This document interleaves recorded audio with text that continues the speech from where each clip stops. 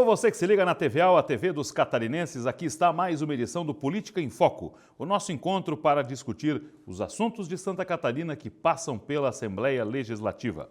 E o Parlamento Estadual nos permite, nesta edição, dois assuntos muito interessantes. O andamento dos trabalhos que estão completando um quarto de século da Escola do Legislativo, que tem um papel que vai muito além das entranhas, do interno do poder. E nós vamos provar isso para você na edição de hoje. E também um tema da hora que diz respeito à educação, que é a preocupação dos nossos deputados com a violência praticada em ambientes escolares contra educadores. São dois assuntos que vamos desenvolver nesta edição do Política em Foco com os nossos colegas Fabiano Rambo e Paulo Hollenberg, que vão compartilhar esta edição conosco. Fabiano, bom tê-lo conosco. O prazer é todo meu, mais uma vez estar com os colegas, com os amigos e principalmente neste programa Política em Foco, que nos permite divagar sobre as nossas opiniões e principalmente levar um pouco daquilo que a Assembleia tem feito em prol de todos nós, os catarinenses. Paulo, mais uma oportunidade para falar sobre os nossos assuntos aqui de Santa Catarina. Mais uma vez, junto com vocês, um prazer enorme dividir esse espaço. E vamos para mais discussões sobre o Parlamento Catarinense. Bom, apresentados os nossos parceiros dessa edição, vamos ao primeiro tema. A Escola do Legislativo já começa pelo seu nome, né? Ela tem o nome do deputado Lício Mauro da Silveira, que ao seu tempo de parlamento foi um exemplo nessa questão de integrar a Assembleia Legislativa ao ambiente que vai além da Assembleia Legislativa. E a visão que foi estabelecida lá há um quarto de século, há 25 anos, de que o Parlamento Estadual deveria ter uma repartição que se voltasse ao ensino sistematizado pela Assembleia Legislativa. E aí, Fabiano, eu tenho a impressão que a nossa audiência e a população catarinense não tem noção da quantidade de serviços que a Escola do Legislativo presta. Sem dúvida alguma. Criada em 2000. Isso. Na época, o presidente era o Osmar Knezzel, né? Foi o presidente e depois, em 2010... por conta do falecimento muito precoce do deputado Lício Mauro da Silveira, que era professor, esta homenagem a esta importante figura do Parlamento de Santa Catarina. Mas não há dúvida alguma que a Escola do Legislativo ela presta um serviço não só de formação política, mas de acesso a oportunidades que a Assembleia tem à sociedade, seja na questão de seminários, cursos, palestras, é o estágio visita, é inúmeras ações em parceria com as câmaras municipais. Então, tudo isso fortalece a presença do parlamento e a presença do parlamento com as pessoas, que às vezes o parlamento não consegue realizar uma sessão descentralizada como vem fazendo, agora nas sessões regionalizadas, mas com a Escola do Legislativo é parte do parlamento que vai até as pessoas, que vai até o município, por menor que seja, lá tem a presença do Poder Legislativo.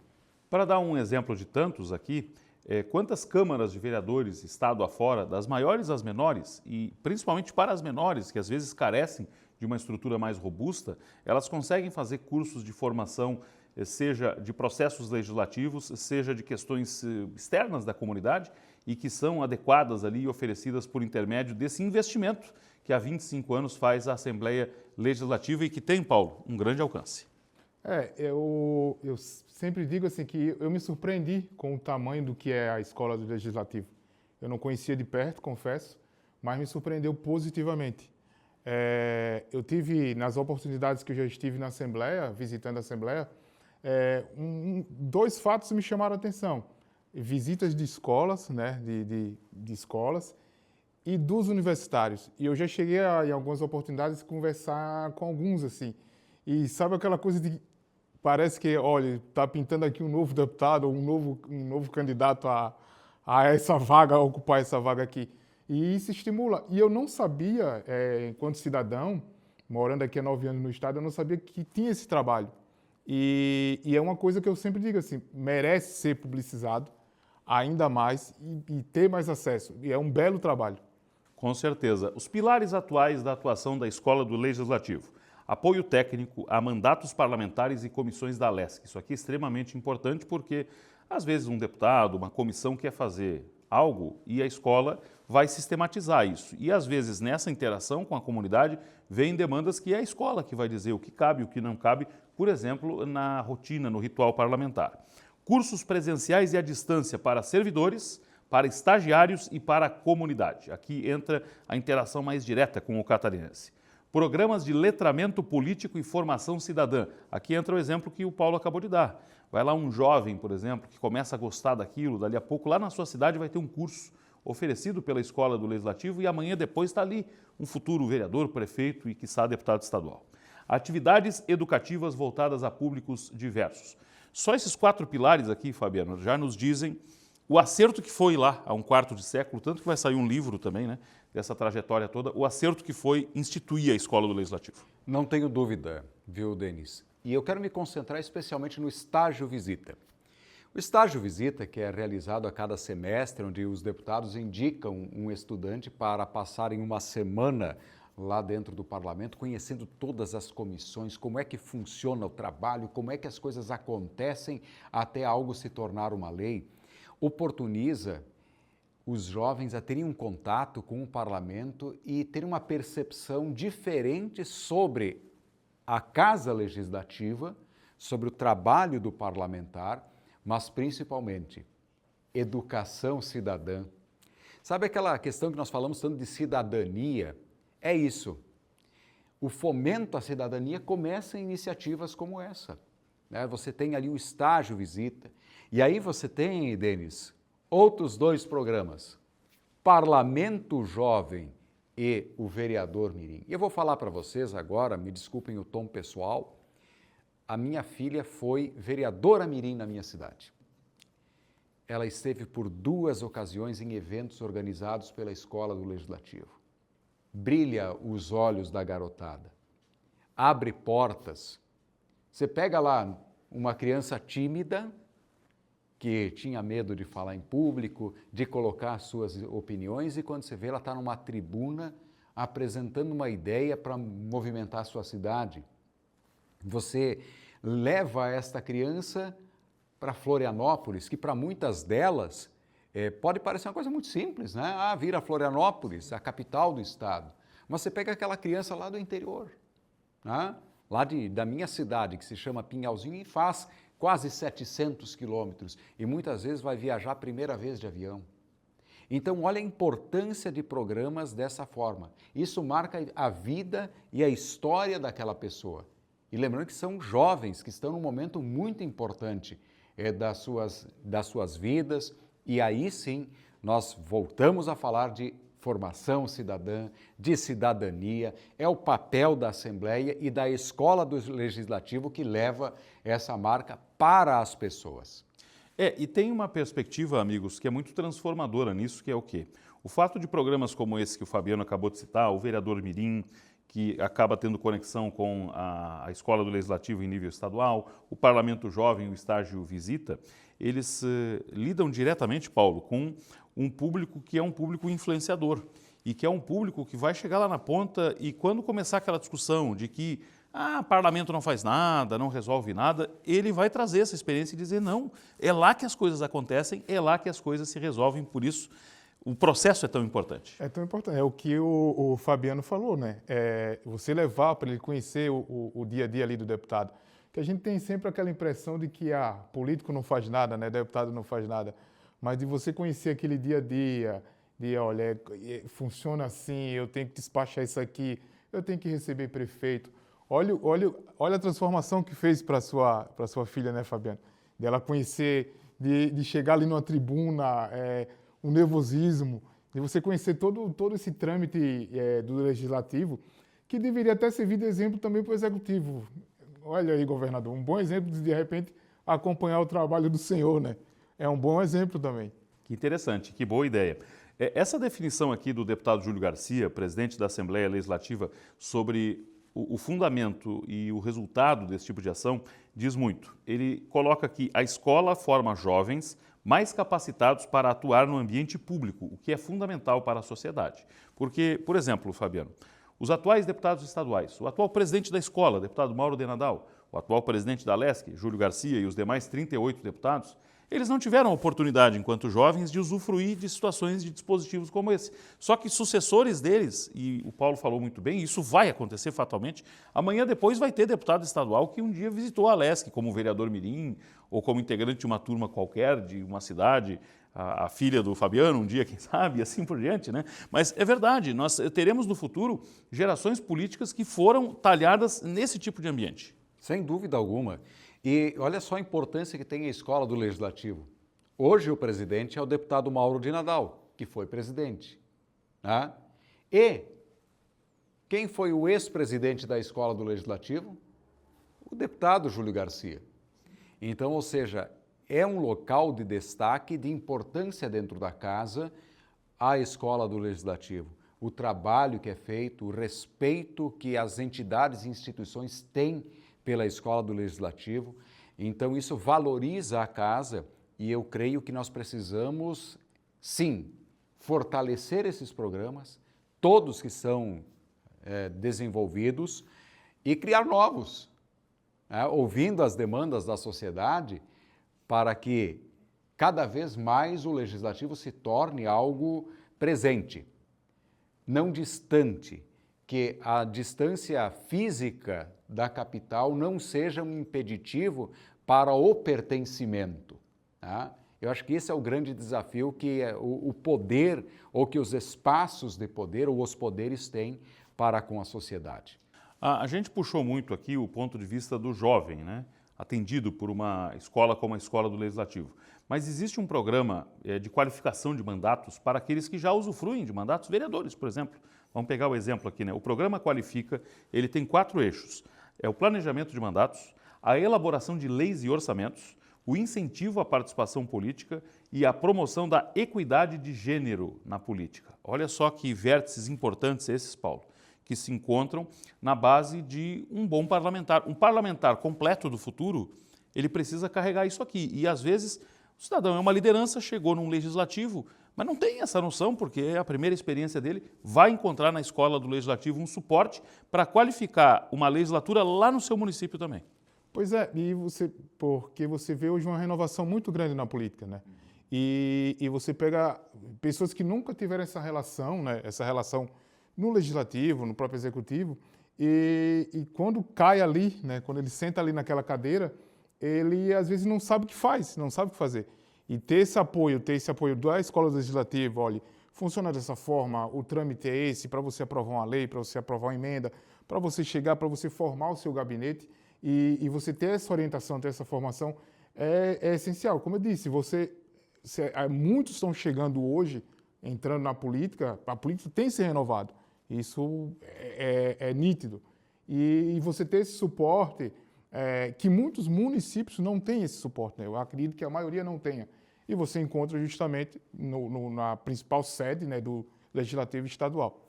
É isso, né, Fabiano? Sem dúvida. E eu aqui fiquei ouvindo o Paulo e pensando algo sobre o ponto da renovação.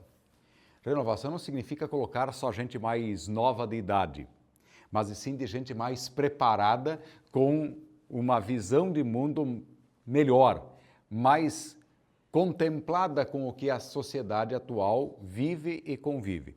E aí entra justamente essa qualificação do mandato. Qual que é o papel do vereador? Qual que é o papel do legislador? Como é que ele pode se tornar mais eficiente? Como é que ele se torna mais presente na sociedade? E aí você acaba criando um ciclo virtuoso para o próprio poder legislativo. E aí a consonância entre os legislativos municipais com o estadual acaba acontecendo. Porque você vai ter, por exemplo, oportunidades de redação de leis, de apresentação dos projetos em tribuna, uma série de ferramentas que ajudam o Poder Legislativo, que hoje estão na Casa Estadual, que podem ser implantadas nas câmaras municipais. Porque nós somos 295 municípios. E olha que curioso, mais de 80% dos nossos municípios têm menos de 20 mil habitantes. Então nós somos um estado composto por muitos pequenos municípios, com estruturas de legislativo limitadas, com vereadores que muitas vezes são eleitos porque têm mais presença na comunidade, né? Que são boas pessoas, que são acessíveis, mas que ainda carecem de saber o que faz o vereador, né? Do que faz o poder legislativo. E aí entra a escola do legislativo justamente nisso. Por isso foi importante esse relato aqui, porque o catarinense precisa saber que a Assembleia Legislativa vai muito além do plenário, do projeto aprovado ou reprovado, daquela discussão, enfim. Aí está a escola do Legislativo como uma das provas disso. Daqui a pouco, aqui no Política em Foco, vamos tratar a respeito de uma discussão da hora, pertinente e que tem relação com educação e também com segurança. A violência em ambientes escolares contra educadores. A Alesc está muito preocupada com isso e vem debatendo o tema e nós trataremos dele na sequência. Não saia daí, já voltamos.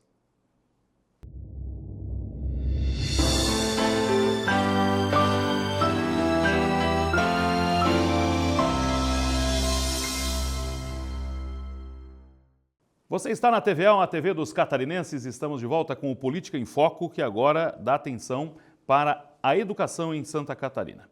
E uma preocupação levantada mais uma vez em nível de Assembleia em relação à segurança do educador. A preocupação levantada em recente audiência pública da Comissão de Educação e Cultura da Alesc apontou para um levantamento extremamente preocupante em relação à violência contra educadores. O dado é alarmante. Um levantamento do SINT, o Sindicato dos Trabalhadores na Educação, aponta que em 2025 foram registrados, em média, 44 casos de violência por dia letivo. Fabiano Rambo e o Paulo Hollenberg estão conosco e vamos começar comentando esse dado. O que está acontecendo, hein, Fabiano? Bom, são quase 7 mil no ano. É complicado, meus amigos, quase 7 mil no ano. 44 casos por dia, em média, é muito. E mais ainda, mostrou que nos últimos 4 anos, 4.819 docentes foram vítimas de agressão. E mais, uma em cada 100 escolas, e lembrando que em Santa Catarina nós temos, vamos arredondar o número para 1.100 escolas, tá? Teve o calendário interrompido por episódios de violência. Um em cada 20 diretores relatou casos de porte de armas por parte dos estudantes. É um assunto que nós precisamos debater e discutir, amigos.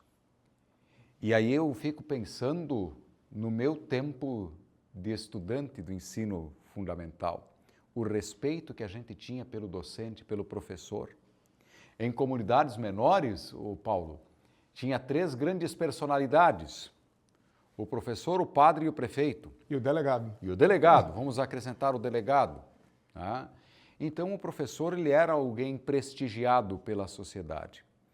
E a gente vê isso com grave e grande preocupação. E a audiência que a deputada Luciane, através da sua comissão, junto com sindicatos, Tribunal de Contas do Estado, Ministério Público, enfim, vários atores promoveram, tem de uma importância muito grande justamente para chamar a atenção que esta violência está prejudicando a qualidade do ensino de Santa Catarina.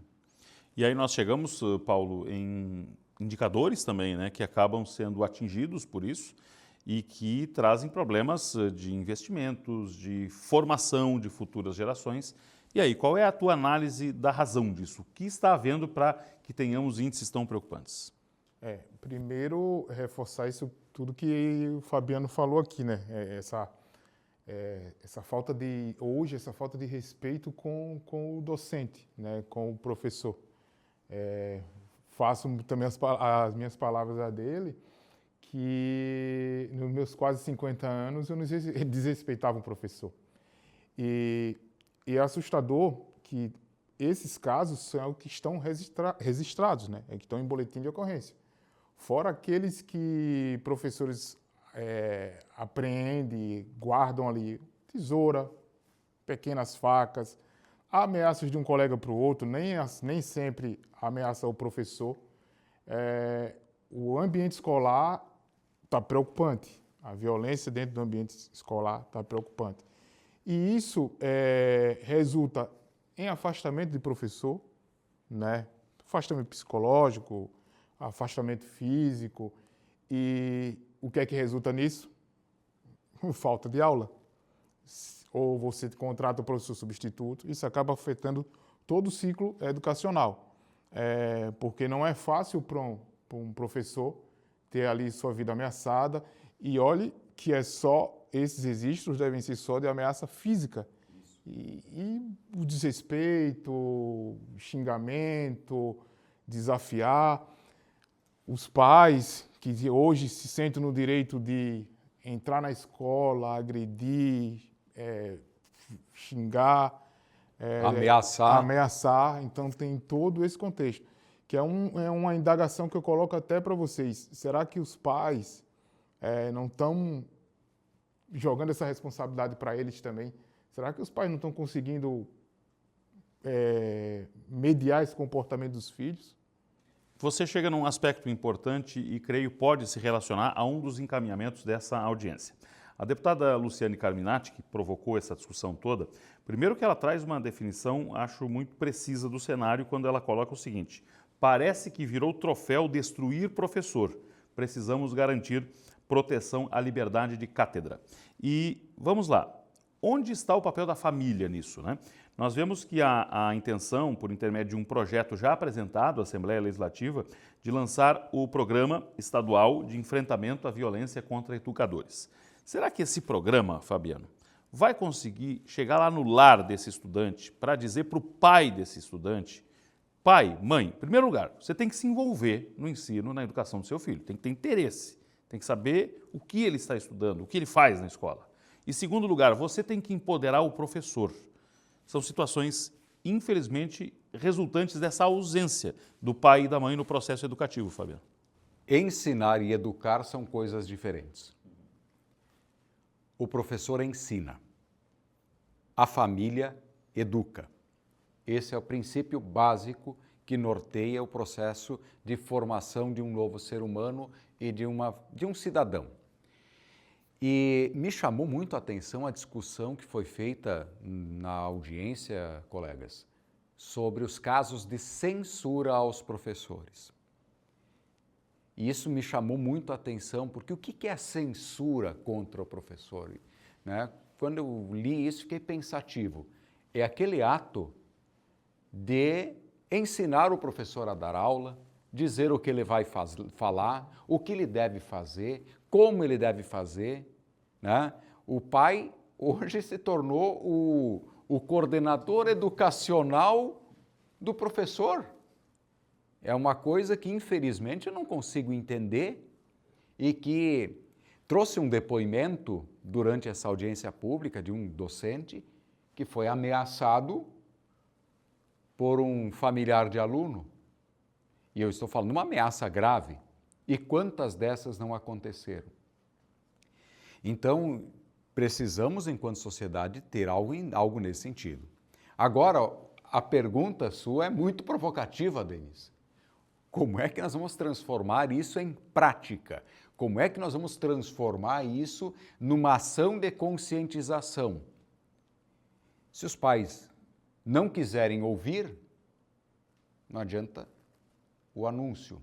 Se os pais não participarem, de nada adianta uma campanha. Se os pais não lerem ou verem o caderno dos seus filhos, de nada adianta.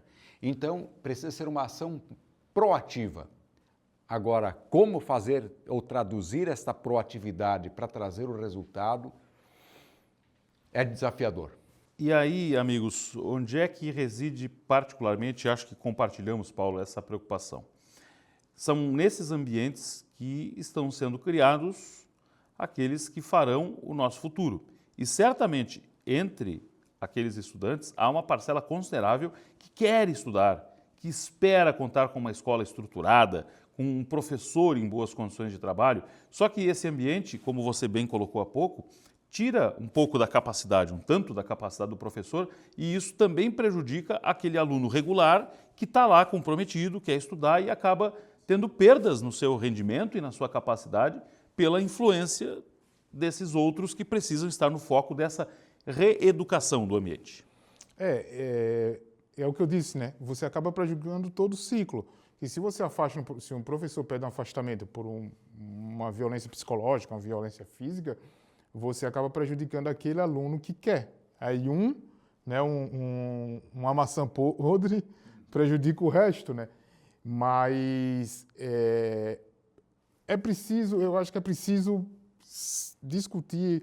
Eu vejo também, tem muitos pais que participam dessa discussão. Minha esposa é da área, né, da área educacional, e eu vejo o pai participativo, mas também vejo uma preocupação, como o Fabiano colocou. Existem pais hoje que acham que é o coordenador, que é o diretor da escola. E não é assim, você tem uma hierarquia dentro da escola, e ela deve sim ser seguida. E já imaginou o diretor, a professora, o coordenador, ouvir a opinião de cada pai? Um chega lá e diz, meu filho não pode estudar isso. Aí chega o outro, não, meu filho tem que estudar aquilo. Tem que ter alguém para coordenar isso tudo. E já é justamente o professor em sala de aula. Ele estudou para isso. Ele está ali para isso. E não vai ter que ouvir todo mundo. É complicado. Muito. Dados que foram apurados e levantados durante a audiência também, que tem por origem o Observatório Nacional da Violência contra Educadores. Os casos de violência, por essa pesquisa, constataram que crescem continuamente desde 2010. Houve picos em, olha a coincidência, anos eleitorais, 2018 e 2022. Professores atuam com medo e muitos deixam a profissão. E veja, já temos um déficit de professores. Já é uma carreira que não está sendo atrativa. E ainda isso, temas políticos de gênero e sexualidade são os mais sensíveis. A sociedade precisa amadurecer a abordagem disso em sala de aula. E na região sul, 64% dos educadores relataram ter sofrido algum tipo de violência. Ou seja, Fabiano, de cada 3 professores, 2. Pois é, e as questões mais sensíveis à sociedade, quando são abordadas em sala de aula, sempre geram algum tipo de debate ou discussão por parte dos pais. Aí vem a discussão da ideologia na educação, que muitas vezes está lá e o professor tem no seu currículo que abordar aquele assunto, mas que por virtude de um pensamento ou de uma forma de pensar, o professor tem que abordar com muito carinho e cuidado, quando na verdade ele devia ser muito claro e objetivo, porque a ciência é o que norteia a base educacional. O professor, ele não fala a partir do acho, ele não acha, ele tem um conhecimento, ele recebeu uma formação, ele está baseado em livros técnicos científicos, então ele não tirou isso de qualquer lugar ou não inventou o que ele está falando. Mas muitas vezes esses dados refletem o quê? A intolerância que a sociedade tem a alguns temas que acabam gerando constrangimentos, que acabam gerando censura e que atrapalham o processo de ensino-aprendizagem. Então nós também precisamos ter um pouco mais de cabeça aberta com relação a tudo isso. E quero deixar também muito claro que os excessos na educação, ou por parte dos educadores, também podem acontecer. Ninguém vai discordar disso e nem mesmo os professores. Mas isso também já exige uma participação e preparo dos diretores de escola, dos servidores da Secretaria Estadual ou Municipal de Educação, enfim, existe também esse outro aparato de proteção a excessos. Mas o que a gente está vendo é o contrário, né? Os docentes sendo, entre aspas, ameaçados, agredidos e censurados no seu processo de trabalho. Hein, Paulo? E esse amadurecimento tão necessário para que possamos lidar com temas delicados em sala de aula. Isso, e reforçando o que o Fabiano falou, né? Hoje até as manifestações particulares em redes sociais é alvo de ataque, porque você hoje, você é professor, você não pode ter um posicionamento, seja de esquerda, seja de direita. E isso afeta todo o aprendizado, né? Eu já vi alguns dados de que o curso de pedagogia, né, o curso de formação hoje, está sendo menos procurado. E como você falou, hoje você já tem um déficit de professores e estão se formando poucos. E aí qual é o destino? Qual é o destino disso? Você não tem professor? Está sendo muito apocalíptico, mas de repente não é. Eu acho que é um trabalho que tem que ser discutido, sim, esse papel que a deputada Carminati tem feito ali na Comissão da Educação. É um assunto que tem que ser sempre discutido, a violência na escola, a violência contra o professor, né, diretamente, tem que ser pauta sempre de discussão e para dar um basta, né, para dar um basta nisso tudo. Com certeza, meus amigos. Tema da maior importância e que não poderia faltar aqui na pauta do Política em Foco. Com o Fabiano Rambo, com o Paulo Hollenberg, fizemos mais uma edição do programa. Fabiano, uma honra mais uma vez. Até uma próxima. O prazer foi todo meu. Muito obrigado a todos que nos prestigiaram com a audiência. Paulo, muito bom. Até a próxima. Até a próxima. Muito obrigado. Uma honra dividir esse espaço com vocês. E fica para uma próxima. Um abraço a todos. Muito bem. E as grandes reflexões de Santa Catarina, temas de importância que estão na pauta do nosso estado, passam pelo Política em Foco, atração aqui da TV AL, a TV dos catarinenses. Eu sou Denis Luciano, agradeço a sua audiência e até a próxima.